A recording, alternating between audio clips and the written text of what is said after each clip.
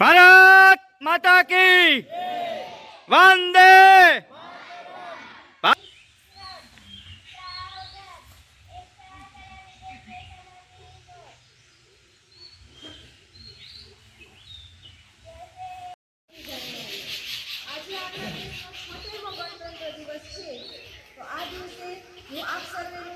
વધમપુર પ્રાથમિક શાળામાં સ્વાગત કરું છું। કાર્યક્રમની શરૂઆત ધ્વજવંદનથી કરીશું એ પહેલા માતા સરસ્વતીના ચરણોમાં પ્રણામ। નમામિ દેવી સરસ્વતી વીણા પુસ્તક ધારિણી કાર્ય આરંભ કરિષ્યામિ। નમસ્તે નમસ્તે નમો નમઃ। કે 21મી સદી જ્ઞાનની સદી છે અને મહિલાઓના નામે છે, માટે દર વર્ષની પરંપરાના મુજબ ગામની અંદર સૌથી વધુ ભણેલી દીકરી હોય એના વસ્તે જો ધ્વજવંદન કરવામાં આવે તો અન્ય દીકરીઓને પણ એનામાંથી પ્રેરણા મળે અને તેમનું સન્માન થઈ શકે। માટે પરિપત્ર મુજબ હું હેતલબેનને અહીંયા ધ્વજવંદન કરવા માટે આવવા વિનંતી કરીશ કે જેઓ શ્યામ સુંદર પ્રાથમિક શાળામાં શિક્ષકની ભૂમિકા નિભાવે છે અને કોલેજ પૂર્ણ કરી અને એમએનો અભ્યાસ ચાલુ છે। તો હેતલબેન આગળ આવશે, સાથે સાથે વડીલો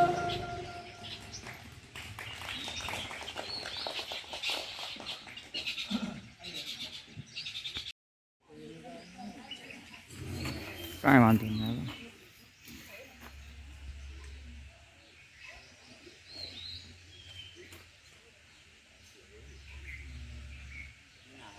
ये खोले चलो।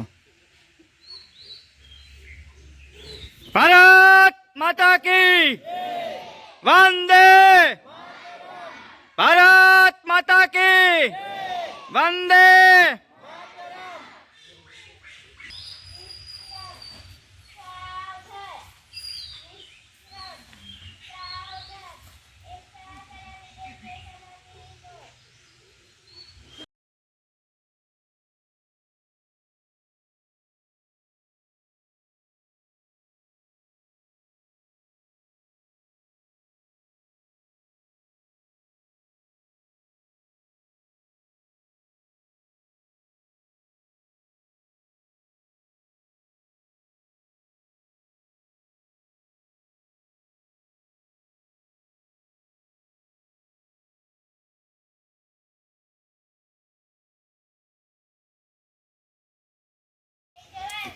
किसान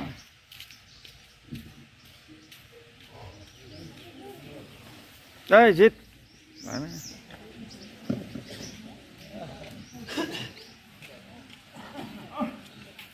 कर चालू आडो मोबाइल कर मारू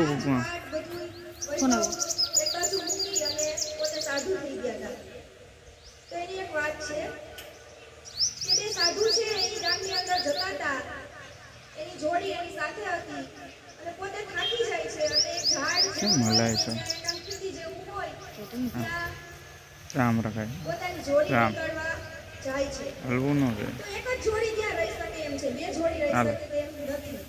તો બંને સાધુ છે પછી કામ કરાય એ ઝઘડો કરે છે, એક કે હું ટીંગાડું અને બીજો કે હું ટીંગાડું। તો ગામના લોકો ત્યાં આવે છે નહીં એટલે મિનિટનું કાંઈ નથી। એમને કહે છે કે તમે સાધુ થઈને ઝઘડો છો? સાધુ તો કેવા હોવા જોઈએ? આપણા દેશના ઇતિહાસની અંદર આ ભર્તૃહરિ અને ગોપીચંદ જેવા રાજાઓ સાધુ થઈ ગયા છે, એનું જરાક પ્રેરણા લ્યો કે। તો આ બંને સાધુઓ જે છે એ ચૂપચાપ બેસી જાય છે, કંઈ બોલતા જ નથી। એટલે ગામના લોકો પાછા પૂછે છે કે ભાઈ કેમ તમે કે હમણાં તો ઝઘડતા હતા, અત્યારે કેમ કાંઈ બોલતા? તો કે અમે બંને ઈ જ ગોપીચંદ ને ઈ જ ભર્તૃહરિ છીએ જેની તમે વાત કરો છો। હવે આડો રાખીને ફોટા પાડ લે, ઉપર રાખીને પાડ લે આપણી આઝાદી છે ને 76 વર્ષ પૂરા થયા અહીંથી જ આપણે ભૂલી ન જઈએ, એટલા માટે આ 26મી જાન્યુઆરી ને પ્રજાસત્તાક દિવસની આપણે સરસ રીતે આયોજન કરીને ઉજવવું જોઈએ કે જેથી આપણે ગ્રામજનો ભાઈઓ છે પાડ નાગરિકો છે તે આપણે અગાઉ જે દિવસો હતા એ ભૂલી ન જાય એટલા માટે। અને આગળ કાર્યક્રમની શરૂઆત કરવામાં હું 26મી જાન્યુઆરી વિશે બે શબ્દો કહેવા માંગે એવી દીકરી અમારી કોલબેનને વિનંતી કરીશ કે તે આગળ આવે અને 26મી જાન્યુઆરી વિશે કહે.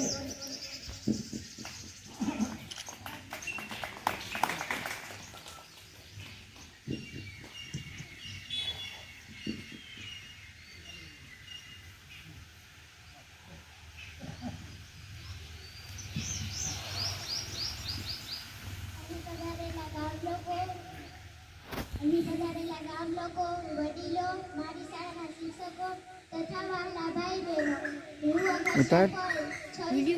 હા કટ કર. અરે ભગવાન. ભાઈઓ બહેનો, 26મી જાન્યુઆરી આપણો રાષ્ટ્રીય તહેવાર છે. 15મી ઓગસ્ટ ચાલુ જ રાખજો, હવે બંધ ન કરતો. આપણો દેશ આઝાદ થયો. પરંતુ તે સમયે આપણી પાસે આપણું કાયમી બંધારણ ન હતું. માટે ડોક્ટર બાબા સાહેબ તું લઈ લે પ્રિન્સ. એક કમિટી રચવામાં આવી. ચાલુ જ રાખજે. ત્યારબાદ વચમાં જાય ને તે બંધ કરજો. 18 માસ 18 દિવસ સુધી વિચારો હવે હું આમ જાઉં. સુધારાઓ બાદ 26મી જાન્યુઆરી 1950ના રોજ આપણું બંધારણ અમલમાં આવ્યું.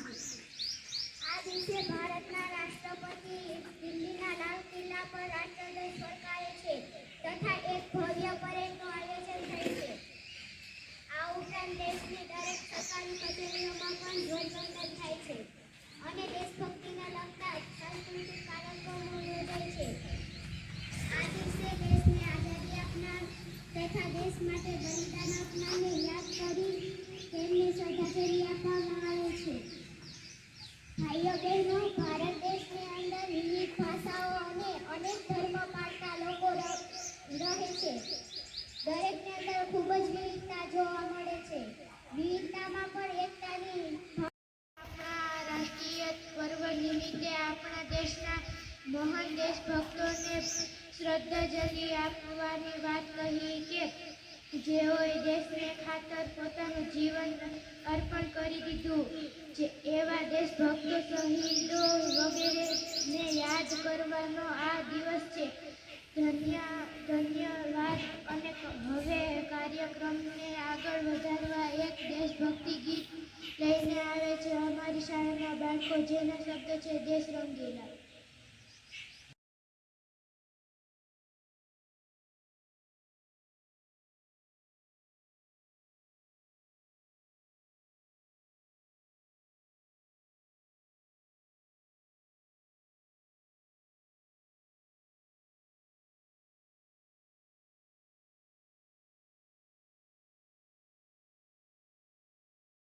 બાદ આપણી માતૃભૂમિ એટલે કે ગુજરાત અને આ ગુજરાત વિશે વાત કહેવા આવે છે ગંભીર વંશીબેન. ગ્રીન બોલ પેન અને એક ચોપડો તમામ બાળકોને ભેટ સ્વરૂપે આપે છે.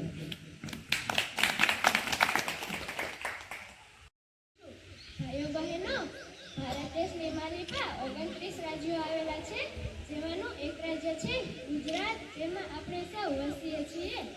બધા જ રાજ્યોમાં આપણું ગુજરાત રાજ્ય ભારત દેશની વિકાસ ટ્રેનનું એન્જિન સમાન છે. હું આવા વિકસિત રાજ્યોમાં રહું છું, એનો મને ખૂબ જ ગૌરવ છે. ગુજરાત રાજ્યનું નામ ગુજ્જર પરથી પડેલું છે. ગુજરાત રાજ્યનું પાટનગર ગાંધીનગર છે, જ્યારે તેનું સૌથી મોટું શહેર અમદાવાદ છે. ગુજરાત રાજ્યની સ્થાપના 1 મે 1960ના રોજ મુંબઈ રાજ્યમાં ગુજરાતી ભાષા બોલાતી હોય તેવા વિસ્તારોને કઈ તારે ઉતારવાનું છે? આજ ઉતારવાનું. ગુજરાતને ભગવાને ખૂબ જ હા અમીરાત આપી ચાલુ જ રાખ. ના પાડી ફટાફટ અંકિત. મહાદેવ ઉતાર. હા ઉતાર. ઉતાર. ચરણ પખાડતો 1600 કિલોમીટરના ઉતાર. મહેરામણ ભૂગવાટા કરે છે. મિત્રો, સુરા અને સતીઓની આ પવિત્ર ભૂમિ છે. ગુજરાતમાં તાપી, નર્મદા, મહી, સાબરમતી જેવી મોટી નદીઓ હજુ ઊભી ન થવાય. આમ ફેરવું હોય જરીક, આમ ફેરે, આમ જરીક ફેરે. આ બધા માણસો આવે એમ. હા અને સરદાર પટેલ જેવા દેશભક્તો પણ આપણા ગુજરાતના જ છે. વળી કવિ નરમઈ અને ઝવેરચંદ મેઘાણી જેવા સાહિત્યકારો કે જેણે ગુજરાત સાહિત્યને ખૂબ જ શ્રેષ્ઠ પુસ્તકો અર્પણ કર્યા છે, એ પણ આપણા ગુજરાતના જ છે. વળી મિત્રો, આપણે જ નહીં પણ વિદેશના લોકો પણ જેના પર ગૌરવ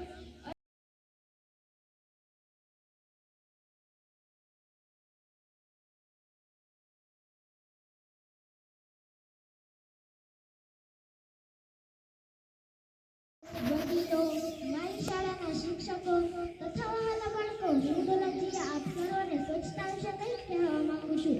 તો આપ સૌ ધ્યાનપૂર્વક સાંભળો મારી નમ્ર વિનંતી. આપણા જીવનમાં સ્વચ્છતાનું ઘણું મહત્વ છે. જ્યાં સ્વચ્છતા ત્યાં પ્રભુતા, જ્યાં સ્વચ્છતા ત્યાં પવિત્રતા, જ્યાં સ્વચ્છતા ત્યાં દિવ્યતા, જ્યાં સ્વચ્છતા ત્યાં તંદુરસ્તી.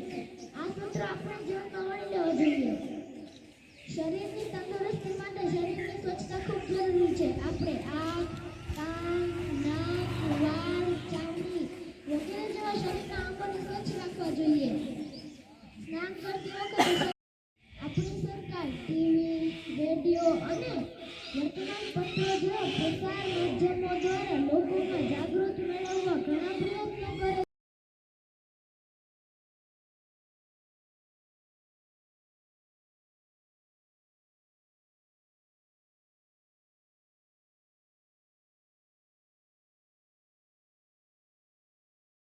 હું મુગાસ એજન્સી આપ સર્વને જળે જીવન વિશે કંઈક કહેવા માંગુ છું.